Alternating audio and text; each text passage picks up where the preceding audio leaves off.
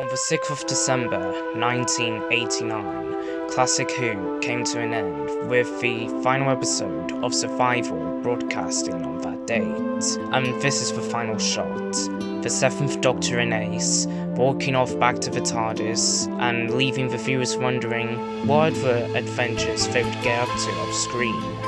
And that was a question left unanswered for 16 years, until the show's revival in 2005, with Christopher Eccleston as the 9th Doctor and Billie Piper as the new companion, Rose Tyler.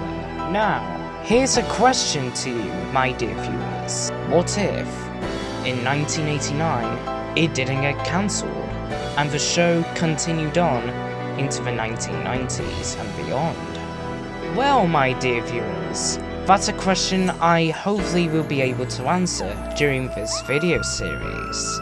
So without further ado, welcome my friends to Doctor Who Beyond 1989.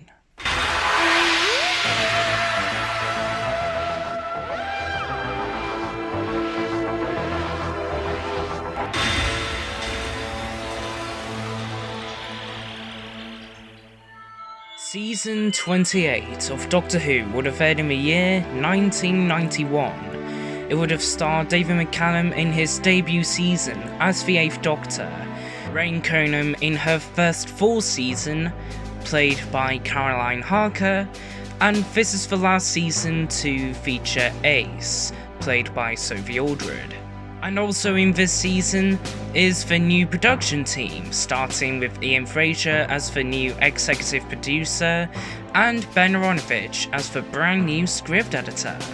Now let's look at the behind the scenes of season 28. And to start off, let's have a look at the 8th Doctor's costume. His costume would be way more stripped back from the 1980s flamboyant costumes, with a black shirt, a orange tie, a black jacket and waistcoat, with an orange handkerchief, black trousers, brown shoes, and a little addition of some glasses. This incarnation's personality would be similar to his predecessor, the 7th, though in some cases it would be dialed up to 11, though he would go on to have a character arc to be more softer and more approachable, not just towards his companions, but everyone else that he meets as well, akin to the 1st Doctor back in the 1960s.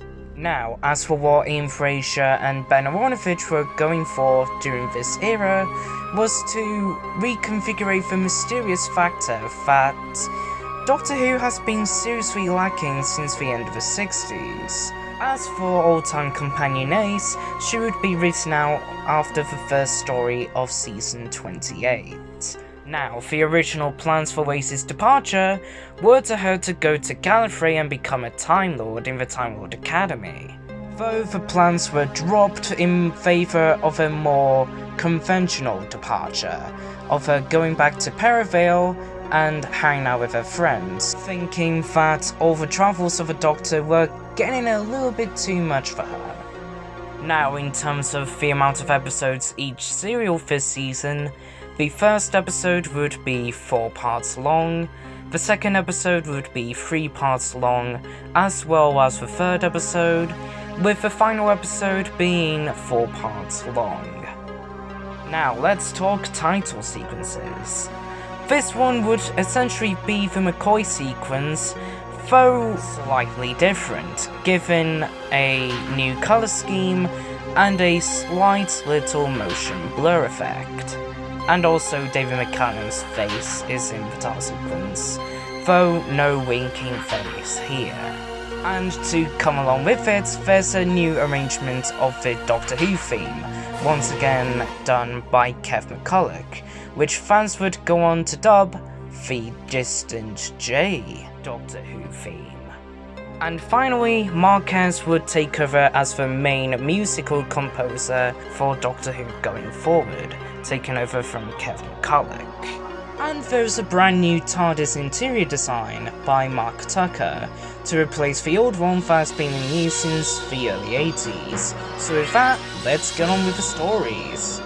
The first story of Season 28 would have been War of the Daleks, written by John Peel. The Doctor, only after he regenerated, tries to pilot the TARDIS to a safe location, though in the process he suddenly crashes in a garbage ship, roving through space, known as the Quetzal. The Doctor soon repairs the TARDIS systems.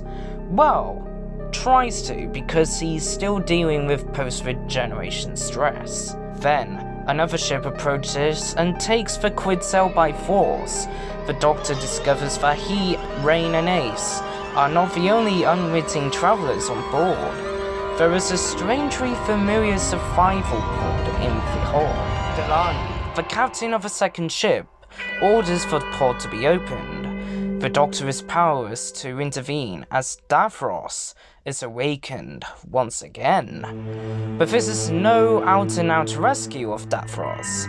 Delaney and his crew and Files, the sworn enemy of the Daleks, they intend to use Davros as a means to wipe out the Daleks, finally ridding of the universe's most aggressive, deadly race to ever exist. But the Doctor is still worried, for there is a signal beacon inside the pod, and even now a Dalek ship is closing in, and the time for a companion of the Doctor may soon come to an end. This story has a lot to deal with, the first being a continuation of the Dalek Civil War arc that has been introduced in Resurrection of the Daleks. It has to write out a companion that's been with the show since 1987, and also to reintroduce the Doctor in the brand new incarnation of the 8th Doctor. But despite the struggles this story carries, the serial as a whole is generally considered to be in high praise amongst the fandom. And the fandom in question does regard this story to be the best post-regeneration story since 1970's Spearhead from Space. Though the one flaw that this story has is the departure of Ace coming out of nowhere at the end, though the rest of the story does make up for that one little flaw. The second story would have been Night Thoughts, written by Edward Young. A remote Scottish mansion. 5 bickering academics are haunted by ghosts from their past. Reluctantly, they offer shelter to the Doctor and his companion, Rain. Rain, already troubled by a vivid nightmare, is further disturbed by the nighttime appearance of a whistling, hooded apparition. Rain tries to befriend the young housemaid, Sue. Sue knows secrets. She knows why the academics have assembled here, and she knows why they are also afraid. But Sue's lips are sealed, preferring to communicate through her disturbing toy, Happy the Rabbit. And then, the killing begins. Gruesome deaths that lead the Doctor and his friend to discover the grisly truth behind the academics' plans. And as the ghosts of the past become ghosts of the present, to recognize that sometimes death can be preferable to life. The general feel of this story is considered to be the best of the season, with a very creepy atmosphere to the entire serial, and getting to see Rain outside of the comfort zone is a true spectacular to behold. Though some people would have said that this story would have benefited it if it was an extra part longer. Though most people claim that this story has a perfect length. The third story would have been A School for Glory, written by Tony Etchells and Ben Aronovich. 1915. War is tearing the world apart, and so soldiers must be trained. The Doctor and Rain arrive at one of the such camps, and they are both instantly accused of being spies. However, they are both suddenly relieved of sentence. On the front lines, soldiers are being brought forward with a horrific disease. Some say it was brought on by shell shock, others a type of gas, but some say the origin may come from beyond the stars.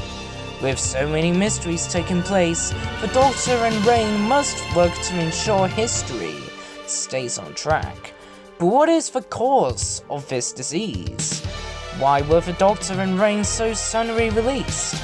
And what does the Field Marshal have to do with it all? The general reception towards this story is that the story would have been considered a great semi-historical, with World War I being the setting is a very interesting take, as well as the intriguing mystery as to what the disease could be, and how it originated. The final story of Season 28 would have been Blood and Iron, written by Andrew Cartmel. Margrave University in 2001, and Rain Kynam is enjoying her first trip into Earth's future. For the Doctor, there are mysteries to solve. What are the alien creatures imprisoned in the science labs? And what are the true motives of the student Scobie and his followers? With enemies all on sides, the Doctor teams up with his old friend Brigadier Bambera and the forces of UNIT in a battle for the future of the whole world. Blood and Iron would have been considered the weakest of the season. While not being as bad per se, it is a little bit of a lackluster end to a very blockbuster type season, though the story by itself is still pretty good in its own right, especially with the return of UNIT and Brigadier Bambera. And with that concludes Season 28 of Doctor Who in 1991. This season is considered to be a great start for any Doctor, particularly for the 8th, with War of the Daleks being a blockbuster start of the season, Nightforts being a creepy atmospheric story, A School for Glory being a good semi-historical set in World War I, and Blood and Iron being a very good UNIT story seeing the return of Brigadier Bambera. So overall, this season is considered a success.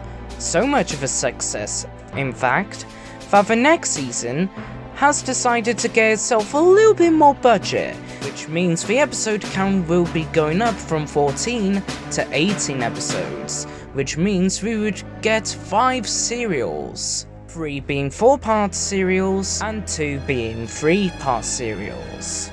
Add this with the fact that the general audience has started to acknowledge Doctor Who's existence once again, though it is not at its full capacity just yet. We would have to wait a few years for that to happen fully. Now, having a look at the viewing figures for the season. The viewing figures for the season have definitely improved compared to the last season and the season before that. While nothing spectacular or anything, Doctor Who is definitely heading in the right direction. And speaking of directions, what direction would Season 29 in 1992 go towards, especially with the extra episode counts added? Well, my dear viewers, all these questions will be answered in another story, in another video.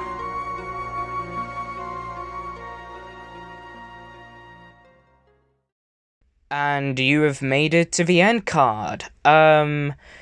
So, that was Season 28, a season that, in my personal opinion, could have been one of the best seasons in Doctor Who history.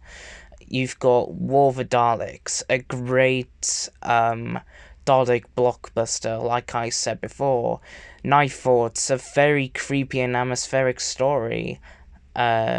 A School for Glory, a really great semi-historical piece set in World War I, and the finale to the season being a UNIT story, which I do really like. Though I was thinking of a different story to replace that one, though I just couldn't think of any other candidates that would have suited the finale spot, so Animal / Blood and Iron was the best option for me.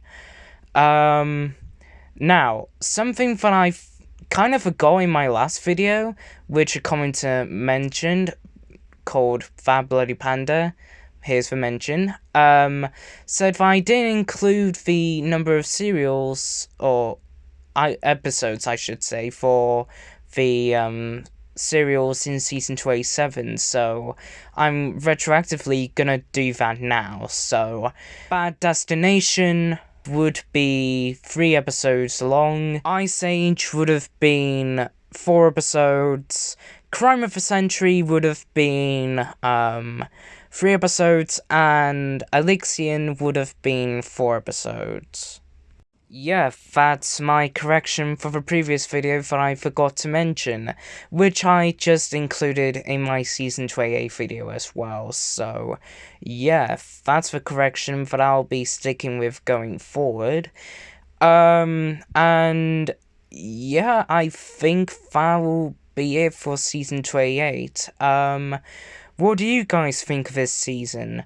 Do you agree with me with it being one of the best since God knows how long? Do you guys disagree with me? Do you think there should have been stories here that I didn't think of including, that I should have? Whatever your thoughts are about this season, please do let me know in the comments down below. And also, while you're down there, what do you think of the 8th Doctor thus far, played by David McCallum?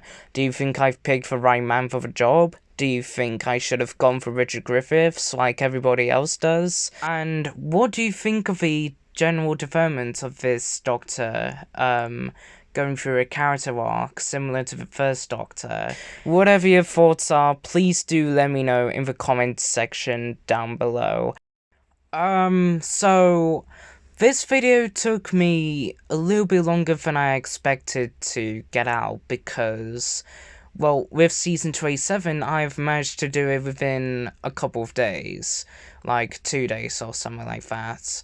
Mainly because I mainly know what the season was gonna be like anyway, so it was kind of generally easy for me to guess what the developments are for this season, as well as incorporating my own thoughts into this season as well, to make it a little bit different from the other videos that I've seen people do of Season 27.